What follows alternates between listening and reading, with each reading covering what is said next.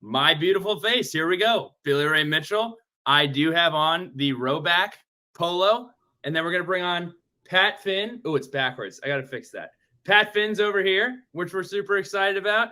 We got Brad Wurthman in the house. He's back. Brad Wurthman is back. And then we're going to bring in Evan Massengill. Wow. Seamless. Done really well, if I have to give myself some props. We're learning all of this. Shout out to our guy, Geo Heater, who put me on to this new thing here. So we're going to give this a go. If you're listening, great. If you're watching, just bear with us. We're trying to figure all this out. But Pat, why don't you go ahead and run an intro for our returning friends from the Hokie Club? Yeah, and just to clear the air, we are working with a new application. We are doing video. This will be visible on the Sons of Saturday YouTube channel. So the funny, goofy intro that you just heard, if you're not watching us, head on over to the YouTube channel and you'll get a visual. So tonight we are, as John Party would say, we are working on the night shift, baby. We got a late one. Brad has put Juice to bed. We are ready to rock. Before we run into our intros with Brad and Evan, gotta give a tip of the cap to our friends at the Main Street Pharmacy. Dr. Lord Jeremy Counts, King of Blacksburg, Slayer of CVS. We want to give a shout out to our friends down there, where you are a neighbor, not a number. Whether it's filling a prescription, picking up a Gatorade after a tough night out at Top of the Stairs or Sharky's, or, if you want to just go ahead there, buy a Sons of Saturday t-shirt or play Mrs. Pac-Man, you can do all that at the Main Street Pharmacy. We got a Hokie haiku that I wrote about an hour ago. Brad and Evan on pod, ready for the next challenge, 25 more days. So we got Brad. Brad is the Senior Associate Athletic Director for External Operations at Virginia Tech. I want to say, Brad, did we just hit an anniversary? Did we hit a 5-year? Where are we? We did. We did hit an anniversary. Yeah, 5 years. Happy half decade to Brad Wurthman. We'll call this the Brad's half decade celebration pod. And then we got Evan Massengill, Assistant AD for fundraising strategy and former wristwatch model, as Jersey Hokie 29 likes to say. Evan, what is going on, my friend? What's up, guys? It's been like a year since we've been on, so it's great to be back with you all. I've got Brad by just a year and a day, because my 6th year was yesterday. So are you one upping here? Are you coming on the podcast and one? I am straight out of the gate. I am absolutely one upping him right now. There's no doubt. one upping and 1 day. Just let that be known. Let's go. Well, congratulations and happy anniversary, Brad. I was looking at our notes from like our podcast that we did with you guys 2 years ago, and it said it was your 3-year. So, did some math, and that Virginia Tech education 1525 at the Math Empo really delivered for me. So before we get into it, we got to give a shout out to our friends at Rowback. Brad, Evan, I'm sure you saw on social media the Virginia Tech polo with Rowback, the lunch pail. Any impressions? Any first thoughts on what you saw? Tell you what, if it makes Billy Ray look that good, it must be a nice shirt. That's all I'm gonna say. It's got to be a nice shirt. It's magic. It looks magical. Are those mini states of Virginia on there? Is that what that is? Miniature I love that. States of Virginia. Yeah, in orange and maroon. Just a tip of the cap. Everything that Rowback makes is fantastic, and Virginia has one very similar with the states of Virginia. Ours is called the Lunch Pail. Theirs is called the Lover. That's pretty on brand for the two schools. But Virginia Tech did sell out their polo in 1 day, just 1 day of it being out and available. So well done, everybody. Fantastic job. Polos aside, Pat, I know you have a rundown of some of the previous initiatives. Do we want to dive into some of the success stories and talk a little bit about that? Yeah, I mean, you guys have been busy. It's been a busy year. It's going to be a busy fall. Some milestones were passed over the past year, including eclipsing the 25,000 members of the Hokey Club for the Drive for 25. We've seen the Keep Jumping campaign, the Reach for Excellence campaign, virtual 5Ks. Fan Day was very recent. The ACC championship flags that went out right after we beat Duke in the ACC championship in Brooklyn. And I'm sure I'm missing, a couple other initiatives that you guys have been running over the past year or so. But want to hear, even before we jump into what's next, just some time to reflect on the year that has passed and, some things that you guys are super proud of over there at the Hokey Club. Yeah, I mean, it's been a crazy 6 years since we launched this. December of whenever that was, 16. Drive for 25. So we were able to get there, and 25,000 members surpassed 29,063. I think is where we ended up.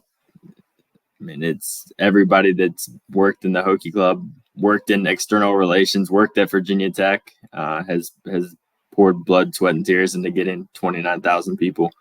But yeah, I mean, the win T-shirts, the flag, the Our State flag, which was awesome. We had 10,000 donors participate in micro campaigns last year, 4,000 of which were new. So it just goes to show you how strong Hokie Nation is when we're all rowing in the same direction, I guess. Yeah, to echo that. I think what I'm most proud of is everybody's commitment to it, and the ability for that whole team to commit to that process and to dive into it, and to Hokie fans, right, for responding when asked. If we've learned anything, it's that we have to get really creative in asking people to join, right, and finding ways to do that, and whether that is through a championship banner, right? You go on a magical run over 4 days, and I think what was lost in some of that is we forgot that we were one shot away in the first game from not going on that run. And so you go through that process, and it's when you take a step back and you evaluate the totality of it, it's pretty exciting to see what everybody has kind of worked towards and how people have responded to it. So my next question, and look, we're not looking to talk about COVID and all of that, but what I do want to ask you is, where do we stand in terms of, it obviously had a huge impact financially on universities across the country and everybody.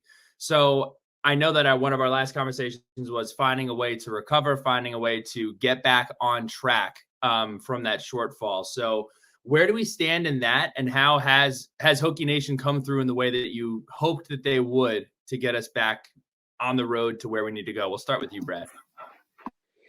Yeah, so I think we're still recovering, right? And I imagine that in varying levels with everybody. And if you were talking to anybody, and in some ways, recovery has been good because it's changed the way we think about our work. It's changed the way we think about the way we connect, changed the way we think about our process. It's given us the ability to reflect on some of our process and say, hey, this is working, this is not working. What can we do differently or better? So that part has been good. Again, Whit talks about it all the time, right? That that if we viewed it as a pit stop, if you have every team in the league going into the pits at the same time, how do you get your car out faster? And so I feel pretty good about where we are coming out of that, God willing, coming out of it. But overall, I feel really good about the response both by our staff and the response by our fans. Are we exactly where we need to be financially? No, but we will never be, right? Because there's always something else to achieve. There's always something else to build. There's always something else to pursue. But I'm incredibly optimistic that we can get there. So, obviously a historic spring in Blacksburg. You had the baseball team, you had the softball team, and then, just incredible efforts throughout the entire athletic department over the course of the spring semester, riding the high of the basketball championship too. Now, a hot topic that came out of the spring was the spring game, and how spring game admission was moved from a free admission to $5 per person at the gate. A lot of people were complaining about this, but I think the general population was definitely excited about this and understood that programs across the country do this. And this is what big boy football programs do. How did the spring game $5 per entry go over, and what kind of impact, does something like that make on the athletic department? I'll ask Brad if you want to start. Sure. So it's anytime we look at any of these opportunities, there's a cost benefit, right? And you have to kind of explain and explore what the risk reward is. So there's a few ways that you can identify it, and is it a success? Is it not a success? It depends who you're asking. On the one hand, right, if we exclusively look at it from we found a way to generate some revenue that goes immediately back into our program, right? Like if that's the only stipulation, that's the only measuring stick, then that's a win. If we're talking about, did 100% of our fan base agree with the decision? No, right? And that's okay. Like we can have that dialogue. I think, Pat, to your point, that is more common than uncommon nationally, right? Like that type of admission charge for a spring game. But it is continuously under evaluation. No different than any of our process, right? No different than any of our programming. I'm really excited about some of the ticket initiatives that we've launched for this fall. And just because some of them have worked and some of them have not, but some of them have, it doesn't mean that we've just, hey, great, they worked, we're done, right? We don't need to think about it anymore. Quite the opposite. Let's evaluate what worked and why. Let's evaluate what didn't and why. And then what learning from that, like anybody in their own respective line of work, what can we learn from it that we can apply next time? So when you think about spring game, yeah, I was pleasantly surprised with the reaction. I was pleasantly surprised to see our fans. It's hard because you don't want to get into a point where you've got fans fighting over it, right, back and forth. But I appreciated the commentary. And again, there are too many schools and too many programs in the country where apathy is that's what we want to fight, right? So, and I've said this I've believed this for as long as I've been doing this. As long as people care enough to get fired up, I can work with that. Like whether you love us or hate us on any given day, we can work with that. It's when you don't care about us that I get concerned. And Evan, I want to ask you a more specific question. When you look at the impact and how you decided whether it's dole out that dollars or how big that pot was, how much of a difference did that make? Because neither of you are going to say this, but here's the fact. If you're complaining over $5 and you also have a problem with where Virginia Tech is in terms of nationally competing or the facilities that we have, if you're complaining about a $5 spring game, you might be on the wrong boat and you're also not paddling. So that's how I feel about that. But how big was that impact, and how exactly are you determining where those dollars go? I think Brad probably is the better person to determine or speak on where those dollars are going. But I think anytime that we see donors or fans giving back, it's making an impact. I often hear fans or donors say, "Oh, well, this is a small gift," or this doesn't matter. But every one of them does. And I think that was really shown over the draft for 25. We got to 29,000, not because we had 29,000 people giving $100,000. I mean, that would be great, and I'd love that. Don't get me wrong, but we got there because we came up with new ways for donors to feel an inclination for Virginia Tech. We got there because we came up with new revenue streams and avenues for donors to give. I mean, whether it's the Pledge Per initiative or a micro campaign, whatever the donor is wanting to give, we're able to meet them there, and that's how we got there. So I think the $5 I don't think made an impact for most people. That the vast majority didn't care, and we're happy to support the program in any way, and whether it be a $5 spring game initiative or $25 for an R State flag, they were happy to support. I think you heard probably the louder voices from the minority.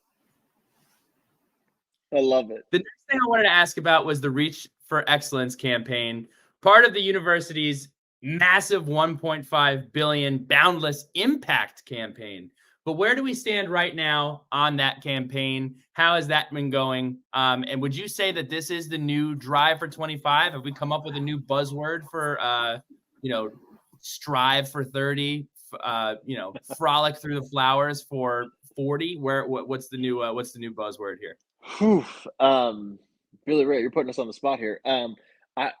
So the Reach for Excellence campaign, right, as part of the larger, I feel really great about the progress towards that, and I do for the entire campus. Like the entire Virginia Tech advancement team does a really, really great job, and I know we in athletics feel really fortunate to have great partners on campus. Not every school is as lucky as we are in that sense. And so working with that group, there's been such great momentum that campaign goal has now been bumped up to $1.872 billion dollars, excuse me. And then speaking for us specifically, we've crossed the halfway point.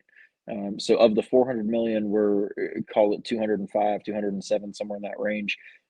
But again, we feel really good. Like when we think about pace and where we are relative to the larger campaign, we're ahead of pace in that sense. So when we look at it that way, we feel great about it. There's still a ton of room to go, right? And if somebody who is listening out there has an extra 200 million that they'd like to spare, we can move the pace really quick.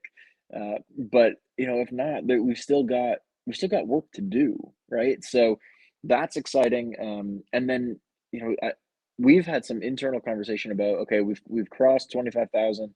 What's next? And I think, and I'm guilty of it, and I think our team would say it. Like I have shiny object syndrome, and I look to see what we're going to do next and what's the next hurdle we're going to jump.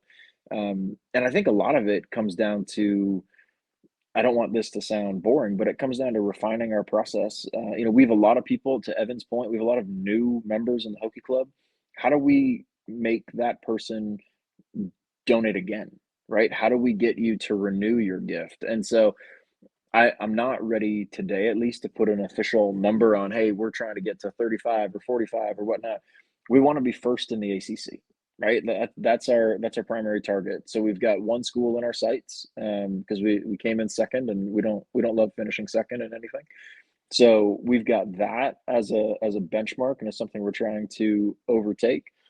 And that starts though with doing a really great job on telling the story of why joining the Hokey Club matters, why supporting student athletes matters, and then convincing people who gave either for their first time or their 100th time that giving for their second or their 101st time makes sense. So last question here before we jump into letters from the lunch pail. I mentioned in the Hokie Haiku, 25 days out. That is 25 days out from the Boston College game, 8 p.m., in Lane Stadium, the first game day experience that we'll have in 2020. Thanks for that reminder, Pat. We got a bunch of work we got to do. Thanks for that. Yeah, 25 days till toe meets leather in Blacksburg, 17 till we face off against Old Dominion in Norfolk. But tell me, what has been top of mind for you guys as we approach the start of this 6-game home campaign in Lane Stadium? We'll start with Brad.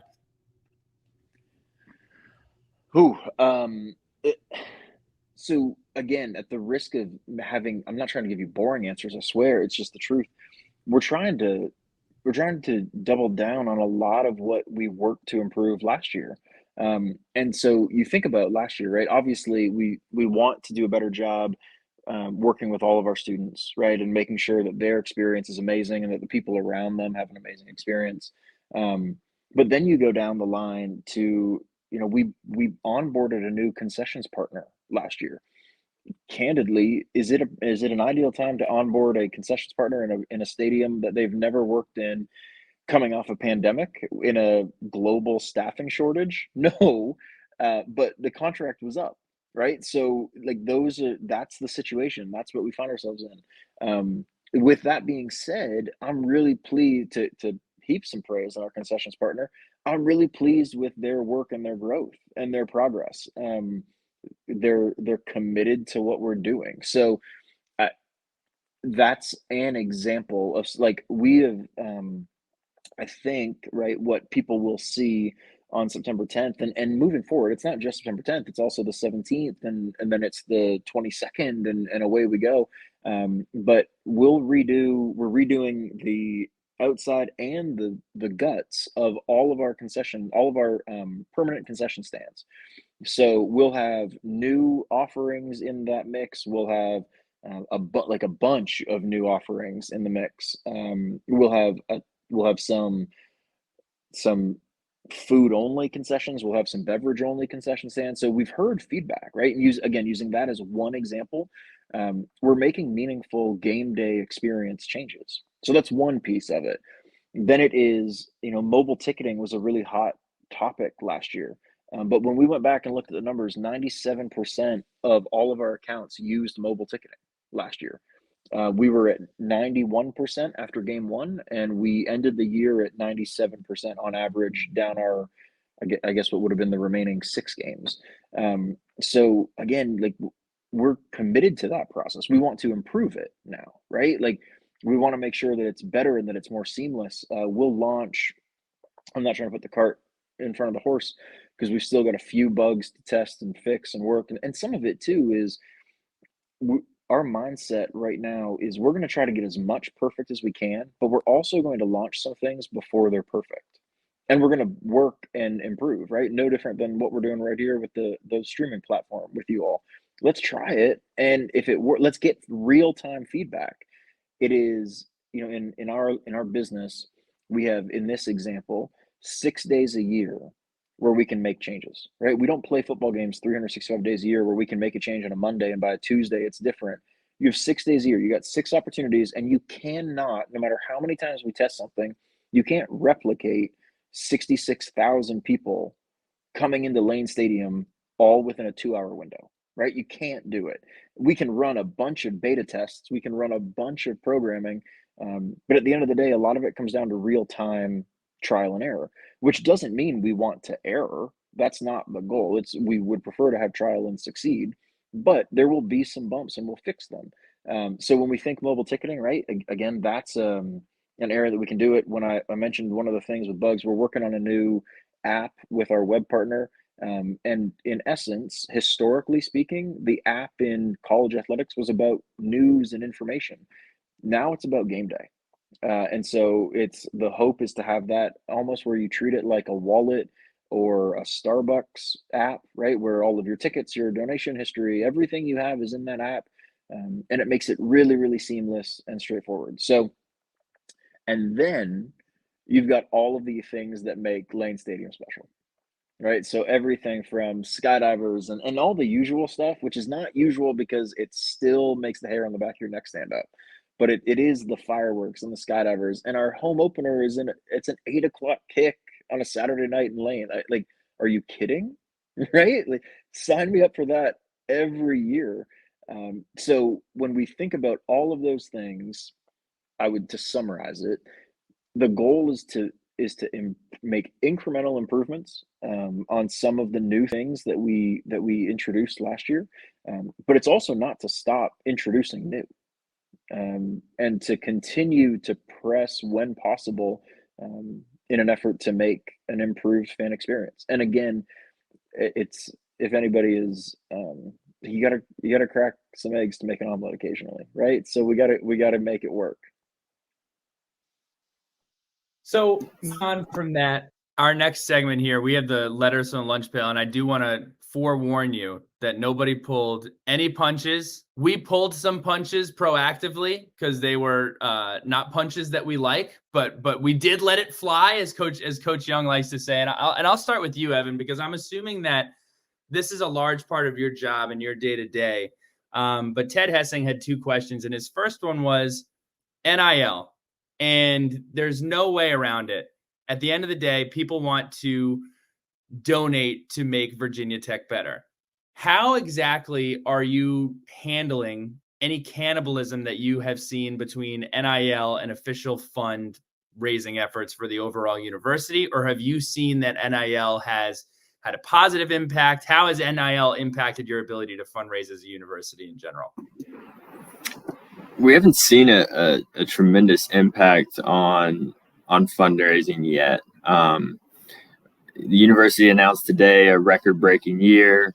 We had the number 2 year in history for fundraising for the Hokie Club, $49 million, new gifts and commitments. First time we're back over $20 million in current use annual fund dollars since 2018, second time ever. So we had a great year. I think NIL is, it's coming. It's just not developed yet, and we've got to continue to adapt when we ask donors for support. The way I look at it, I think it's going to cannibalize a little bit at the top, right? We've been in such a good position. Jim Weaver did a wonderful job of this, and Witt has continued it with building our facilities to top notch, right? And we're actually blessed. We've touched everything in the last few years, at least in the last 10 or 15, where we don't have a whole lot more to do to our facilities. I mean, obviously Castle, the locker room is getting there. But I think that you're going to see nationwide, this isn't just Virginia Tech, but I think you're going to see nationwide, schools are going to look at NIL and say, that's where our facility money went. That's where, instead of pouring money into facilities, donors are going to want to pour money into student athletes, and it's going to look a little bit more like a pro model, but I don't see it cannibalizing the strictly philanthropic dollars. I see that as being, let's find a way to figure out a donor's inclination and philanthropic support and go after it. That is a fantastic answer. That is a fantastic answer for a couple of reasons, because with no NIL, college football has basically been in this world where it's been a complete race. Am I frozen? I am. You are. 1 second. It's kind of funny. It's going to be great content. It is. It's perfect. There we go. It's a great picture. Frozen. Stop cam, start cam. That's annoying. We may just not be doing the video for this one, I guess. Well, I'm taking a screenshot. Let's all hold up our hands like this. Wait, can I do that? Yeah. 1, 3, 2, 1. Oh, that's gold. Brad, that's such a fantastic answer for a couple of reasons, because without NIL, it's basically been this, for lack of a better term, pissing contest between all of these different athletic departments to pour money into things, not really because it was what was best for the student athlete, but it was really the only selling point that you really had was, oh, our facilities are better than so-and-so, and our facilities are better than so-and-so, almost to the fact where it was kind of gross to watch happen, where you're turning over a new weight room, you're turning over a locker room, you're turning everything over at just a ridiculous rate. So I definitely appreciate that. The next question that I have is a very, is a hot topic question that we never got to with Wit, and I'm going to ask you this one, Brad. A lot of people, quite frankly, have a problem with the home and homes with Old Dominion and Liberty. Now, instead of pounding sand and getting really upset about it, he asked you, what were the economics behind scheduling a game with Old Dominion and Liberty? Yeah, I'd probably defer to Wit in that space, not to take a cop-out answer. The economics are it the games have to make sense, and there's I don't know what the future looks like with certain games like that. I mean, obviously, when you think about how far out Virginia Tech is scheduled or other programs are scheduled, there's an element to that becomes difficult. Like once you're in contracts, it is hard to get out. But then you look at what happened in COVID, and you had games being scheduled with 3 days notice at times or 6 days notice. And so that what used to be a model that was, hey, you have to schedule 10 years in advance to fill up your schedule got turned on its head immediately. So I would say when I speak to the economics of home game or home and homes or 2-for-1s or 3-for-1s, a lot of it really boils down to what makes the most sense for the department at the time. Because those games, and I think the answer that Whit would give is that those games, traditionally speaking, are scheduled so far in advance that it just is what it is, right? Like you get to 2022, and these are the teams on the schedule that have been on the schedule since 2012. And so you just have to kind of work within that system. But I do think, depending on how everything shakes out, and if we were sitting here 10 years ago, I would have said that schedules like this make sense. If we're sitting here 10 years from now, I might say, hey, we make schedules week to week. Like that's it's a very real possibility. It probably is still a bit of a pipe dream, but it's not impossible when we saw what happened with COVID. And here is the triple crown of difficult questions, and probably the most commonly asked one. And it just is summarized by Wi-Fi. Any updates on the Wi-Fi end of things? We had people replying saying they would walk a mile over Legos for Wi-Fi in Layton Stadium. So just wanted to get an update. I saw that one, and I'm telling that I don't know if that person has any Legos in their home, because I stepped on 3 of them last night, and I would not walk a mile on them. So the short answer is we have not purchased Wi-Fi for the venue, right? And that cost, as everybody knows, right? 2 years ago, use that as an example because Pat brought up my 3-year anniversary. So 2 years ago, I imagine my answer would have been, hey, it's going to cost about $5 million to install Wi-Fi in Lane Stadium. That same house that cost $3 million 2 years ago now costs $5 million. Probably with construction and everything now costs $6.5 million. That's not saying we should have done it 2 years ago because we didn't have the resources to do it. That's not saying we can't do it or shouldn't do it today or in the future. One thing that I do feel good about is we've worked with both campus and some of our partners from various networks that it should improve it slightly. Again, what is hard is, and I'm not naive, right? I'm not sitting here saying that improving it slightly, if we improve slightly over not very good, then that's still not very good. But what we have heard from folks much smarter in that space than myself, is that the way we're offloading data now through some of these new antenna systems and whatnot, it should work a lot better. And it should at least, you're not going to be able to walk into Lane Stadium on Saturday, September 10th and stream a movie, right? Like that still isn't going to happen. But you should have access to social networks and some of the standard operating stuff. So we'll see. It is hard, similar to what I said before. It's hard to replicate that until we're in it. But it's not. I promise that's not a, hey, I'm copping out of the answer. That's a very realistic. We still don't have the $5 to $7 million to do it.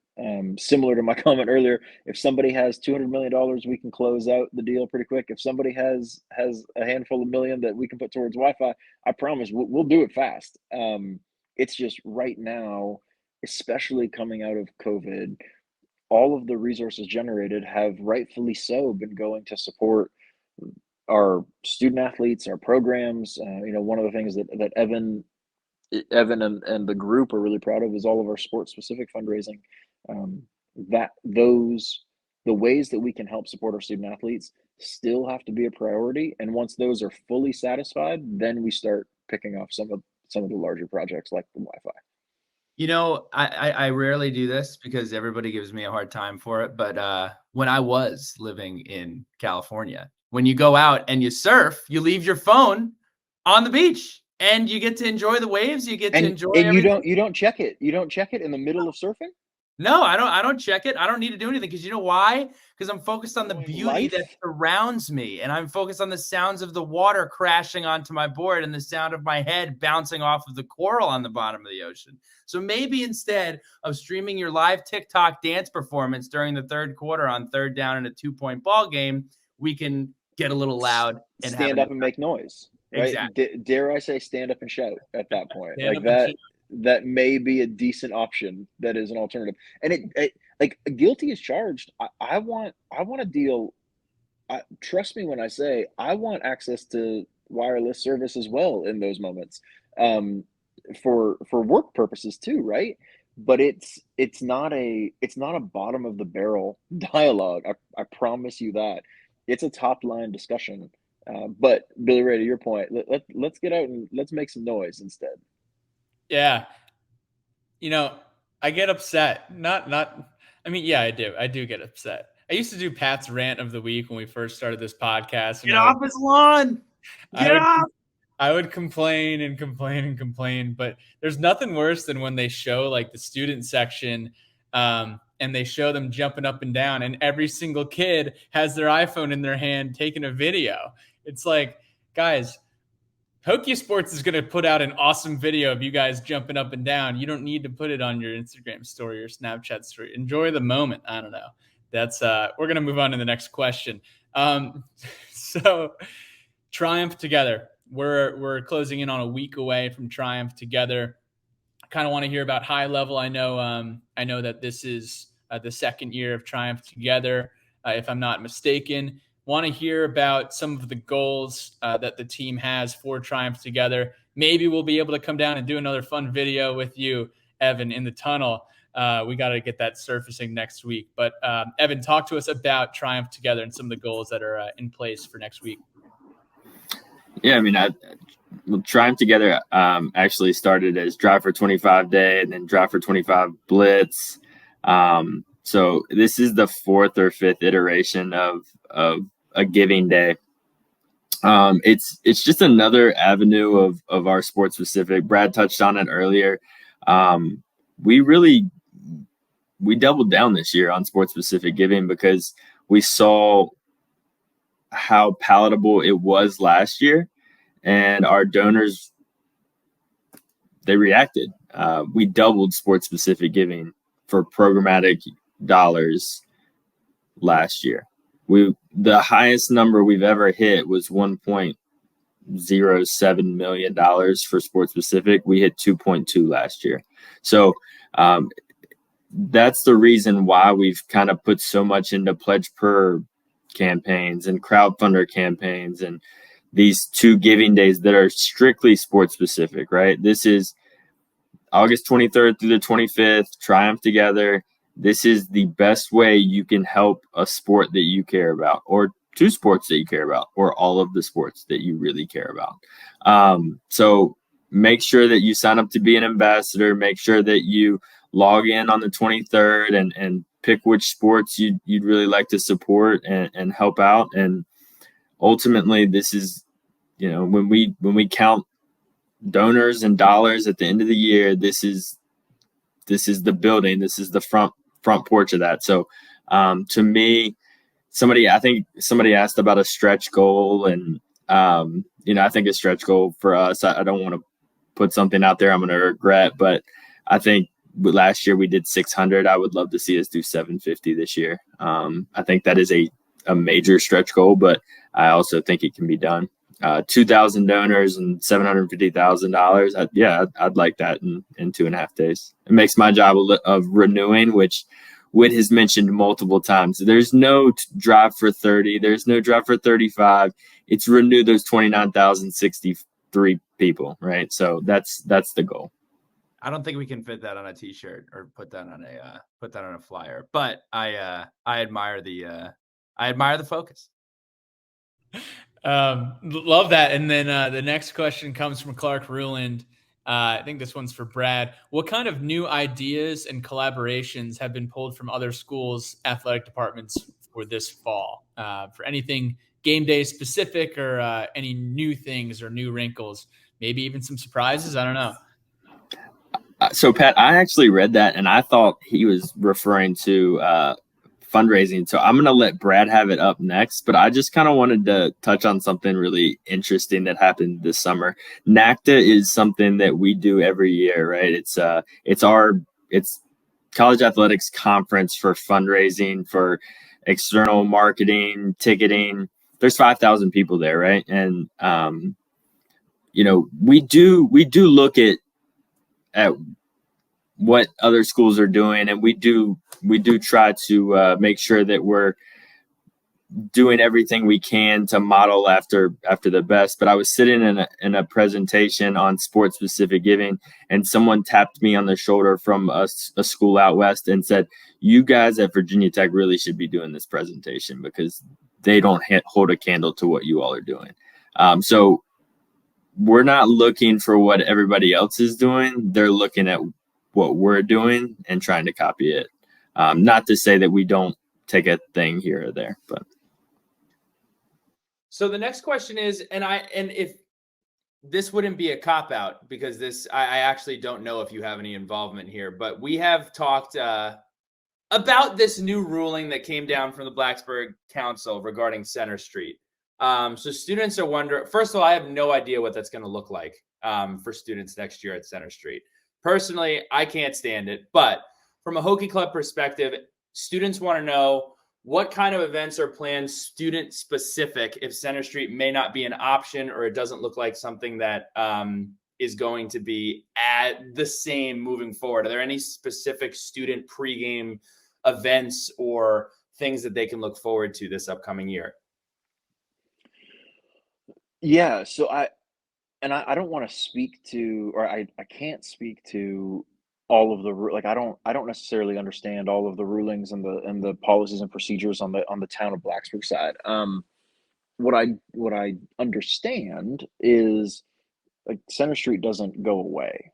I think there may be a couple of additional elements that might have to go into it, whatnot. But my understanding is that it isn't drastically different than it has been in terms of the groups in that space were always required to register their parties, right? And again, that wasn't with us. That's with whether it's the town of Blacksburg or the police or the student affair, what have you. It's with those groups. So our goal when it comes to student tailgate, we've had a lot of dialogue and a lot of conversation about what can we offer as an alternative. It not to replace, not to replicate, but for the students who maybe say, hey, I don't want to go to Center Street, or I only want to go to Center Street for a small amount of time. I don't want to be there all day. Can we offer something else? So we've worked in tandem with the team at Student Affairs on campus. We'll have an alternative tailgate set up for them in Hokey Village, right off Beamer Way, for those who aren't familiar with it.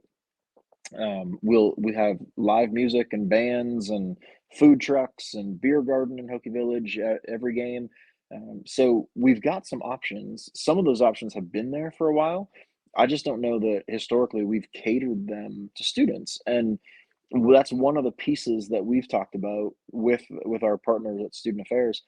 How do we build out some semblance of tailgate experience? Again, it might be for kids who are freshmen, who are in dorms, or for kids who don't otherwise know where to go on game day, right? Who don't necessarily have a tradition or history that they're accustomed to. So it's certainly not at least for 2022, the goal of it is not to replace. The goal of it is to be in addition to. So the next question comes from, I think this comes from Grant Watson. Grant says, as a member of the recent grad program, what are some other ways that I can contribute to the success of Virginia Tech athletics through the Hokie Club? How do you not love that guy? Love that guy. That's a softball. Go ahead, I Evan. mean, fellow Williamsburg graduate, so love Grant. Yeah, I mean, honestly, we need people to get involved. We need people like Grant to get his friends that aren't giving to step up and give back to the Hokie Club, to give back to Virginia Tech, to propel. We've taken ourselves and we've put ourselves in the top third fundraising, top third competition of the ACC. We need more folks to continue to build that baseline, that base, and continue to grow philanthropic dollars in the door so that we can continue to improve not only the student athlete experience, but to improve finishes on the field. And then Joe Rogers, this is a question that I'm interested in. Have they looked at adding LED lighting to Lane Stadium or the tunnel like Georgia and Stanford have done? It looks amazing if they haven't seen it. Don't change the tunnel. I'm just gonna we're not doing lights in the tunnel. Stop. The tunnel is what it is. You want to put lights in the stadium? I think that'd look great. I hope we're not doing lights in the tunnel. Don't let me down, Brad. But I'll let you answer the question. I'll let you answer the question that he asked you now.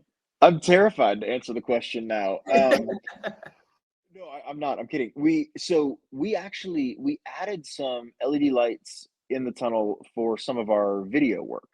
So last year with intro videos and whatnot, we do it there. Billy Ray, I agree with you. The tunnel is pretty sacred, right? So, like we've gone back in history and added, as many names as we have access to, right? Like it's never a full list. Like at some point there was some record that probably wasn't accurately kept in the 19 whatever. But we've got names of nearly every letter winner in the tunnel now. So that I agree with you. There's something special about that tunnel. There's something special about the I don't want to say the dimly lit, but it's not exactly bright in there, And there's something cool about that tunnel. It's one thing if we're shooting video content and building out, that's different. On game day, though, there's something cool about walking down that tunnel and seeing the light at the end of the tunnel. It's not necessarily in the tunnel, right? It's seeing what you're about to go into. So that's a piece of it. We have looked at, on a flip side, and we have looked at what LED lights in the venue would be. So what you've seen at a lot of pro stadiums, at many college stadiums, not all, but some, LED lights in the light stands and in the stadium lighting. And similar to Wi-Fi, all in to get LED lights is required at the wattage that it requires and at the number that it requires. It's about $1.2 million, 1.2 all in, to redo all the stadium lights. So that doesn't mean that we shouldn't do it. It's an amazing atmosphere enhancer. It's just that's a lot of money to spend on switching light bulbs, right? So you've got to make a decision when that's possible. So I would ask you this: we were talking about the barrel. Where on the barrel is Wi-Fi compared to LED? Well, 20% of the cost, right? But it adds to if you see that and you see it on TV or you see it in the venue, that's a pretty cool game day experience, right? And not to give away, it's not rocket science. At some point, there's going to be a pod that we do at some point one summer where we have installed LED lights, and I'm not going to tell you about it, right? Like I'm just going to wait, and I'm going to wait till we hit a night game, and then I'm going to say, hey, guess what? there's something to be said for if that first note of Sandman hit and Lane Stadium was dark. Oh my gosh. That's a different animal, right? That might change the game for. Again, we're probably gonna have somebody complain that they couldn't record it and upload it in real time, but that's a pretty cool experience, and that it is something. Not to belabor the point, one of the things that we've worked on a lot this summer, and something that honestly a lot of schools are kind of copying from us. All of these ticket packages that we've put out, like I'm really proud of our team. We've sold out the upper south end zone for our game against Wofford. Right, and not many people know that. I mean, there's 6,000 seats up in that upper south end zone, and for an 11 a.m. kick against Wofford, it's sold out. So when we think about what that looks like, right, our concept has to continue to be, what do you get on game day in Lane Stadium that is different than what you get at home?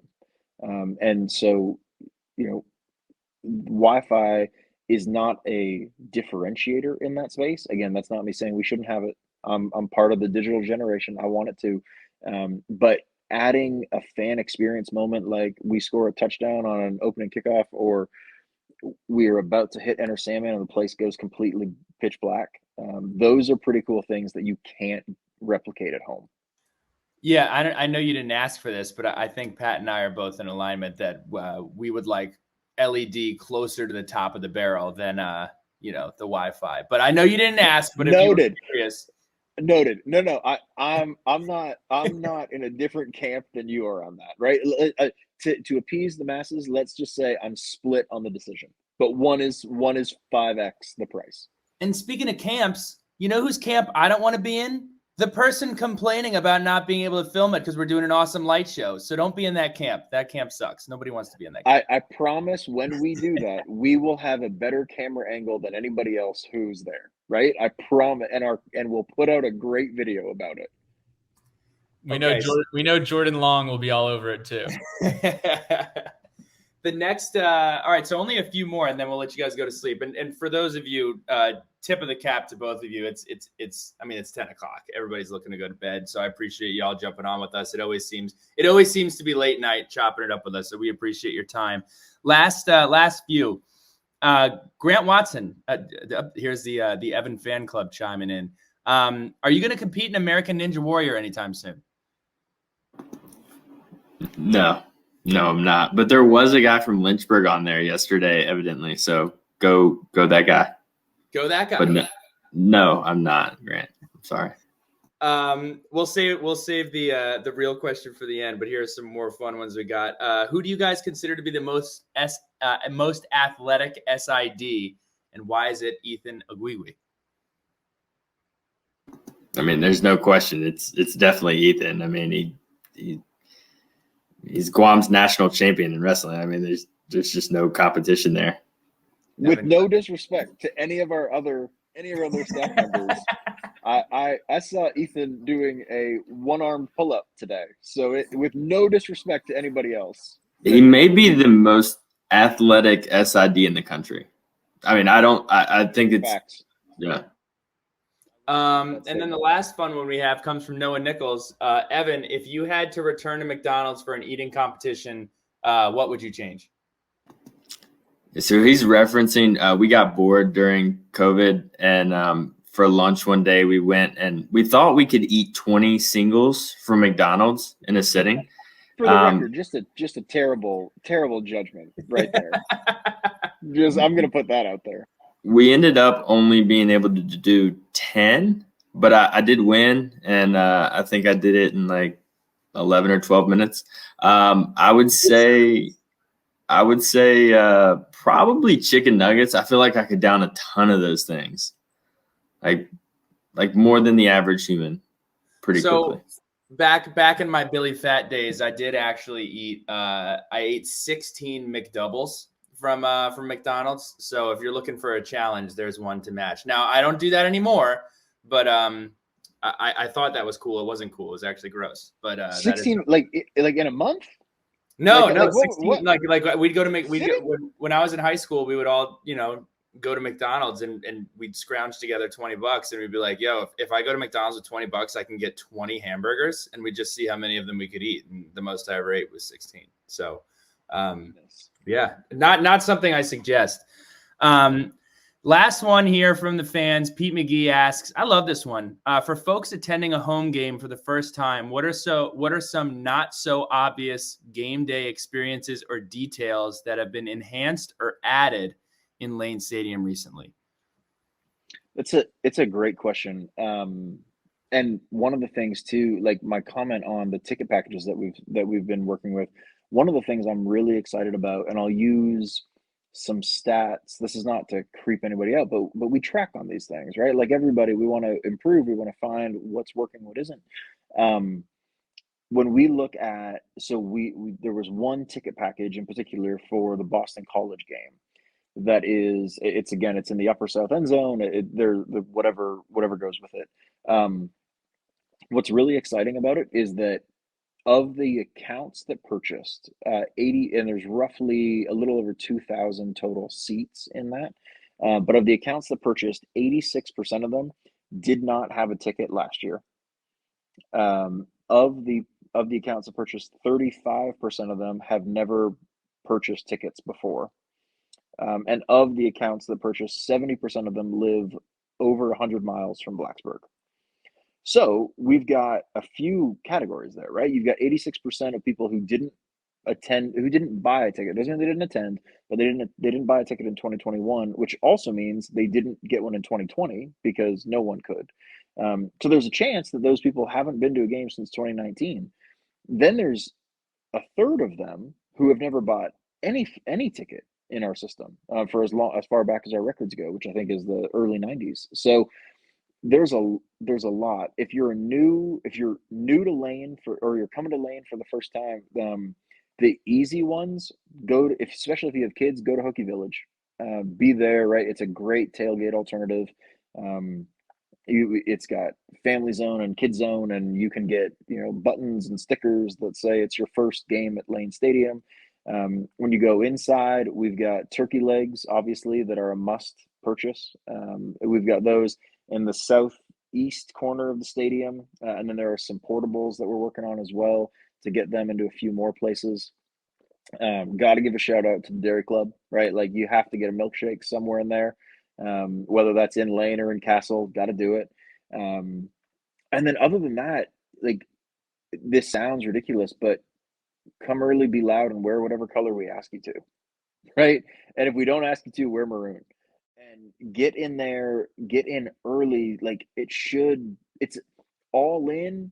You're talking, including from the time gates open until roughly the game's over, it's a 5.5 hour experience. That's it. And we get to do it 6 times this year, right? So if they're all 5 hours, let's assume they're all 5 hours. By my quick math, that's 30 hours of the year that you have access to be in Lane Stadium with Virginia Tech football. Don't waste it doing something else, right? Like get in and take advantage of the whole thing. Watch pregame, be there when the skydivers come in, be there when fireworks go off, be there when Skipper fires, like enjoy it. So that's the easy button answer. But I'm fired up for first time attendees. I mean, that is a top 5 answer, and I'm glad that you took your. I don't know what you're doing, Brad. I watched Limitless the other day with Bradley Cooper. I'm not sure if you've seen it, but you must have been taking your Limitless pills because some of these stats that you've been rattling off with zero heads up have been very impressive. So, well, thank you, and I promise you they're real too. I promise. You can't make that up. No, very, very, very, very well done. Billy Ray, you said that was the last question, right? It is. All right. So can I answer a question that you pulled? Like you said you were going to pull some punches for us. Yeah. And I saw one. You're taking the punch. You're proactive. Yeah, I'm going to take the punch. Yeah, okay. I want to proactively take the punch. I saw one. I understand why it's asked, and I kind of want to make sure that we address it. Someone asked why their gift to a micro campaign or sports specific giving cannot count towards annual fund membership level. And honestly, that's because if we did that, the bill that comes due, no matter what, which is the scholarship bill, wouldn't get paid. So in 2016 or 2015, we actually had that model. Virginia Tech had the model of, hey, no matter where you give, it counts towards your priority. It counts towards your membership level. And we raised $9.8 million and had a $4 million scholarship shortfall.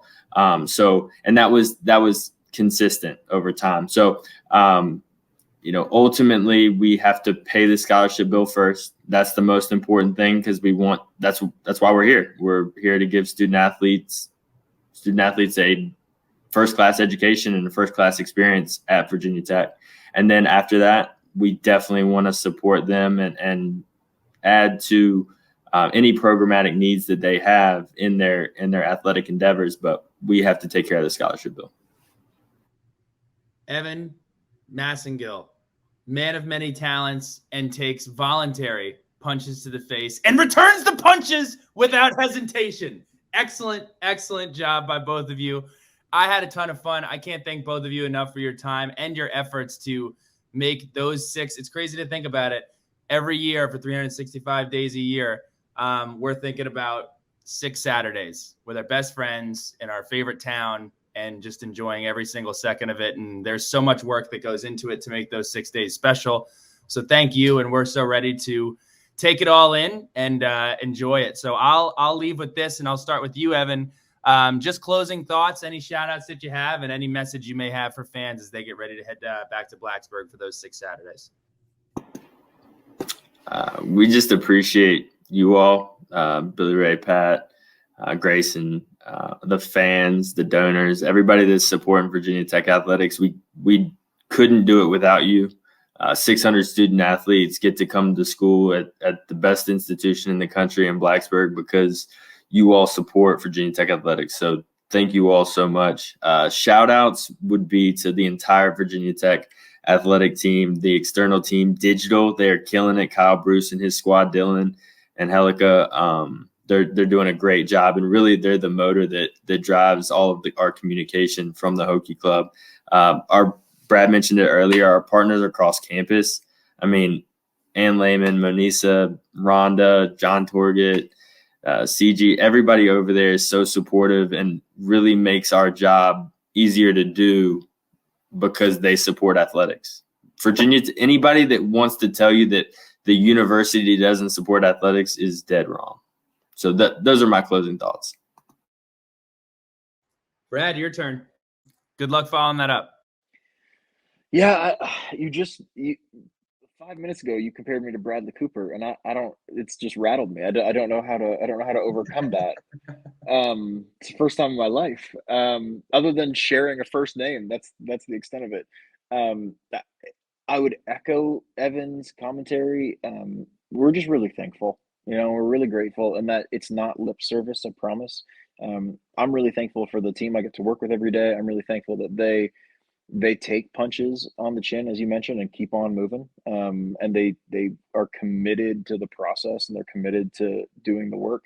And I'm really thankful and grateful for our fan base, right? Like, we've got this amazing fan base, and donor base and Hokie fans all over who are committed to success. And when we really boil down to it, we just want to make you all proud, right? Like there's no other motivation in that. We want to do right by everybody who cares, and we want to work really hard, and we want to make improvements when we can. And we appreciate the feedback, good and bad, and know that even in moments where the feedback is negative, it's not from a lack of care, right? I promise you that. We want to do a great job, and do right by everybody who we owe it to. Appreciate y'all. Looking forward to it, and we will see you in a couple of weeks. Y'all take care, and awesome job by everybody. Thanks, guys. Thank y'all so much.